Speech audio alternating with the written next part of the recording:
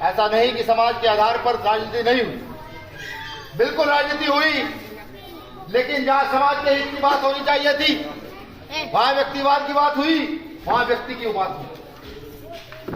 मैंने जितना बहुजन आंदोलन का इतिहास पढ़ा, मेरी समझ में सिर्फ एक बात आई कि इस आंदोलन को वही लोग चलाते हैं जो भूखे पेट होते हैं, जिसके तन पर कपड़े नहीं होते। उदाहरण के लिए तथागत बुद्ध सब कुछ था, छोड़ दिया। उदाहरण के लिए सतगुरु रैदास इतना संघर्ष किया। उदाहरण के लिए बाबा साहब अम्बेडकर, महात्मा ज्योतिबा फुले। उदाहरण के लिए सामान्य और काशीराम कि अपनी नौकरी छोड़ करके डीआरडीओ की इस आंदोलन में लगे। आज एक और सबसे बड़ा उदाहरण आपके सामने खड़ा है, जिसका नाम चंद्रशेखर आजाद है। जब चंद्रशेखर आजाद जी का अन्याय होता है, वो निकलते हैं तो सरकार से लेकर अधिकारी भेज जाते हैं कि यहां पर रावण आ रहा है और अगर गलत किया जाए तो रावण आकर यहीं बैठेगा। मुझे बखूबी याद है जब दिल्ली में सतगुरु रविदास आंदोलन हुआ। हमारी 500-600 साल पुरानी धरोहर जो सतगुरु रविदास को दान में दी गई थी, उस धरोहर को भारतीय जनता पार्टी के आला कमानों ने, अधिकारियों ने हड़पने का काम किया, उस जमीन पर कब्जा करने का काम किया। उस समय उस जगह उन्होंने बुलडोजर चलाया और हम लोगों ने पूरी ताकत के साथ पूरे देश के बहुजन समाज के लोगों ने दिल्ली में इकट्ठा होकर कम से कम 20 लाख की संख्या में इकट्ठा होकर के उनको मुंह तोड़ जवाब देने का काम, सुप्रीम कोर्ट को झुकाने का काम किया। मेरे बखूबी याद है जब पुलिस ने हमें उठाया, पुलिस छीटती थी और कहती थी क्या मंदिर बनाओगे? हम कहते थे बिल्कुल गुरुकुल बनाएंगे। वो फिर मारती थी, फिर पूछती थी क्या मंदिर बनाओगे? हम कहते हैं वो हमारे पूर्वज के मंदिर है, हम मर सकते हैं, अपना स्टेटमेंट नहीं बदलते। मुझे तो उन्होंने कम मारा, लेकिन भाई चंद्रशेखर आजाद को ना जाने रात में कितनी बार बुला बुला कर पीटा गया। पीछे हड्डी में इतना आया, गैप आया, 15 दिन 20 दिन लगातार उल्टे लेटे रहे।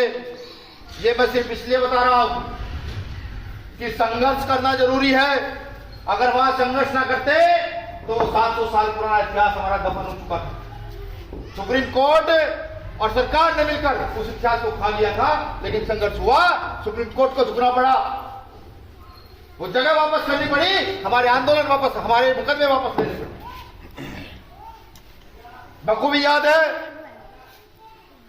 कि जब भाई चंद्रशेखर आजाद पर गोली चली और मैंने उनसे पूछा, हमने कहा भाई, क्योंकि हम दोस्त भी हैं, मैंने कहा भाई अगर मर जाते तो क्या हो?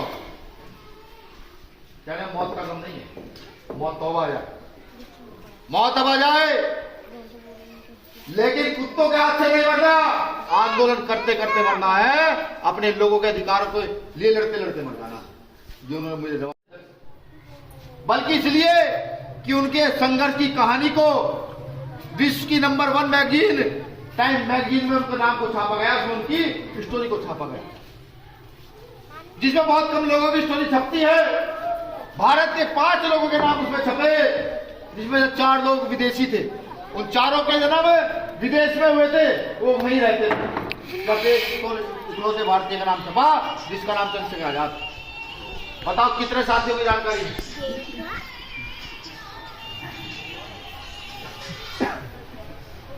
बताओ कितने साथियों की जानकारी है आप में से? नहीं है ना? सभी को हमें तो है। अभी तो किसी ने कहा नहीं भाई, हमें तो है, हम जानते हैं। तो मुंह से क्यों नहीं बोला जा रहा है? हमें तो है भैया। हाँ भाई जानकारी है। कौन सी क्लास में हो? 12th में। आपको जानकारी है? कौन सी क्लास में हो? देखो बुरा मत मानिएगा, मेरा परिवार है। अगर हम आपस में इतने हिचकिचाहट के जवाब दे रहे हैं तो दूसरे जवाब कैसे देंगे? सही बात। 12th के बच्चे की जानकारी नहीं है। सिलेबस में ये उसका क्वेश्चन है, जीके का क्वेश्चन है, अभी आया शायद पीसीएस के एग्जाम में आया था क्वेश्चन, टाइम मैगजीन में नाम लिखने वाले व्यक्ति का नाम बताओ। ये क्वेश्चन भी आया कि चंद्रशेखर आजाद की पार्टी का नाम बताओ। ये गर्व की बात है कि सिर्फ जातीय द्वेष के कारण उस व्यक्ति के नाम को दबाने का सरकार ने पूरा प्रयास किया, दबा नहीं पाई। अब वो आप क्या से चुनाव लड़ रहे हैं, मैं जानता हूं। कि बिजनौर की धरती वो धरती है कि जिस धरती ने नए नए फूल दिए हैं समाज को। हर बार अपना पैसा, अपना अनाज, अपना समय बिना कुछ मांगे दिया। लेकिन सवाल ये उठता है कि नेता तो बनकर चले जाते हैं, क्या नेता बनाने की क्षमता है? यहां मेरे तहसील अध्यक्ष खड़े हैं और भी तमाम मेरे पदाधिकारी हैं। मैं गर्व से कहता हूं कि रात को कभी कभी किसी अधिकारी का मुझे फोन आया था, वो कहता है कि तुम्हारे कार्यकर्ताओं की वजह से हमारी कलम जाया कर जाती है। जब किसी मंत्री का फोन आता है, कोई गलत हो जाता है, तो हम एक बार कहते हैं कि बीमार भी का कार्यकर्ते आए, उनका फोन आया तो मंत्री बोल नहीं पाते।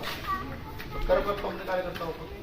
आपको भी गर्व करना चाहिए अपने उस कार्यकर्ता पर जिसने समाज को लड़ने का हौसला दे दिया और ताकत दे दी।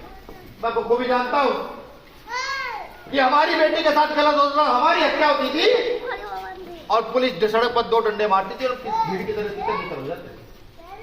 आज ऐसा नहीं। आज तो मेरा ब्लॉक का अध्यक्ष भी एसएसपी की आंखों में आंख डालकर बात करता है और कहता है ये गलत हुआ है, ये बर्दाश्त नहीं किया जाएगा, तुझे जेल भेजना है जेल भेज, मैं छूट आ जाऊंगा, लेकिन ये बर्दाश्त नहीं किया जाएगा। मुझे गर्व होता है, तो हमें भी गर्व करना चाहिए। आप सब लोगों ने इतना मान सम्मान दिया, मुझे पूरी उम्मीद है कि आप सब लोग लगातार मेहनत करेंगे। हम फेसबुक चलाते हैं, डेली सुबह एक फेसबुक पोस्ट भाई चंद्रशेखर आजाद जी के नाम की डल जानी चाहिए।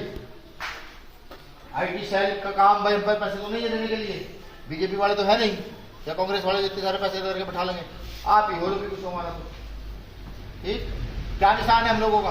क्या निशान है चंद्रशेखर भाई? कुछ लोगों को तो बोली नहीं निकलना। क्या निशान है? बिल्कुल, आप समझ में आया क्या निशान है?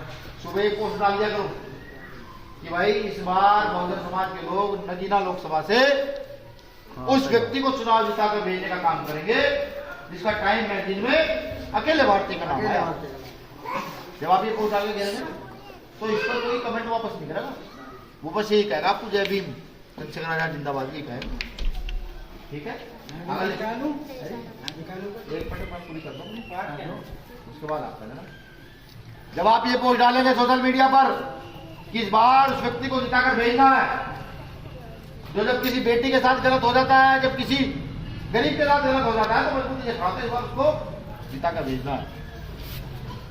तो मुझे पूरी उम्मीद है कि आपका मैसेज बहुत दूर तक जाएगा, जन जन तक पहुंचेगा और एक मजबूत स्थिति में यहाँ पर गरीब लोग भी खड़े हो पाएंगे। दूसरा कि संगठन का निर्माण जिसमें 4 से 5 सीनियर साथी हो जो आपको गाइड कर सके। आपकी सब पूरी तहसील के अंदर हर गांव में आपकी 10-20 लोगों की टीम होना बहुत जरूरी है। लड़ाई उस टीम से लड़ी जाएगी। मेरे बखूबी याद है, पूर्व रविदास जी का आंदोलन हुआ, पूर्व रविदास तोड़ दिया गया। भाई चंद्रशेखर आजाद की मेरी बात हुई क्योंकि संगठन का निर्माण पूरे देश में मैंने किया। वो कहने कितने लोग आ सकते हैं, कितने लोग बुलाने, 24 राज्यों में बीमारी का संगठन है। केरल कर्नाटक के लोग दिल्ली में आए, मलयालम बोलते हैं ना, मेरी बात समझ आती ना उनकी आती समझ। तो कुछ साथी हमारे कहते भाई इनका क्या समझे हम, मलयालम हम समझ ही नहीं आ रहे, मलयालम कन्नड़ उड़िया समझ नहीं आई, लेकिन बीमारी का संगठन है। वो लोग यहाँ आंदोलन आए, 24 राज्यों के लोग और पूरी दिल्ली हिली।